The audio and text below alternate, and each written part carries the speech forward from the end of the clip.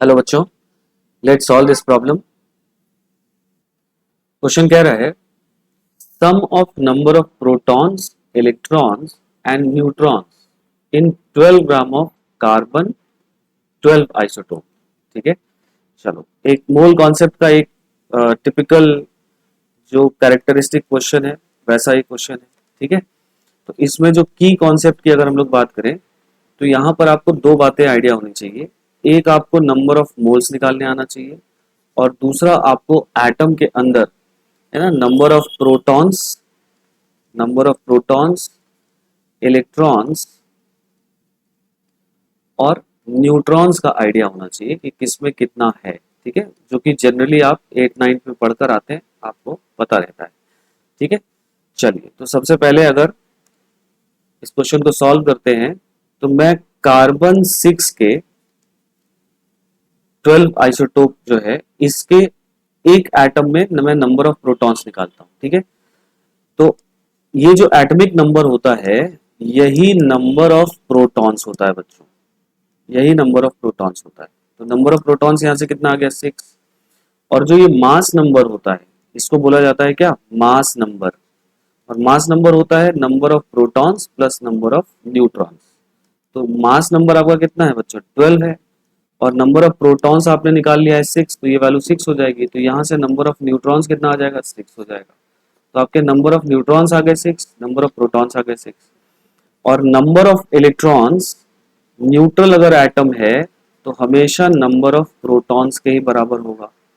ठीक है, क्योंकि आपको पता है कि अगर प्रोटॉन्स पॉजिटिवली चार्ज होते हैं तो इलेक्ट्रॉन्स उतने ही नेगेटिवली चार्ज होते हैं।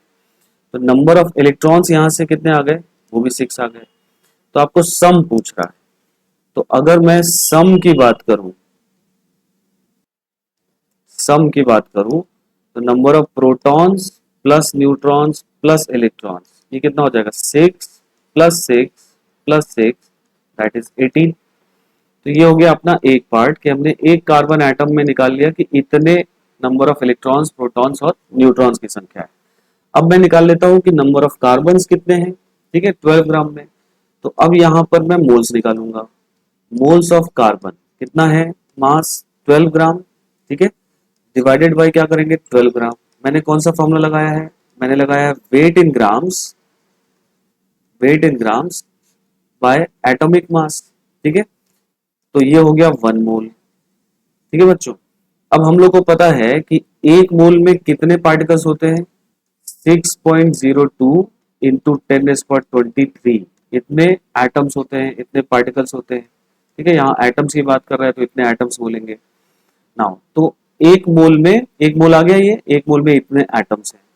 लेकिन आपसे एटम्स नहीं पूछ रहा है, आपसे इन तीनों का सम पूछ रहा है, प्रोटॉन्स, इलेक्ट्रॉन्स और न्यूट्रॉन्स का। तो अगर एक कार्बन एटम में 18 है तो इतने में कितने होंगे। ठीक है, so number of proton plus neutron plus electron is equal to कितना हो जाएगा, 18 इंटू 6.02 इंटू 10⁻23। ठीक है, तो जब आप इसको मल्टीप्लाई करेंगे तो ये वैल्यू आएगी 1.084 इंटू 10⁻25। ठीक है, so the correct answer for this question will be option number 3, 1.04 into 10⁻25। Hope this is clear to you बच्चों, ऑल द बेस्ट।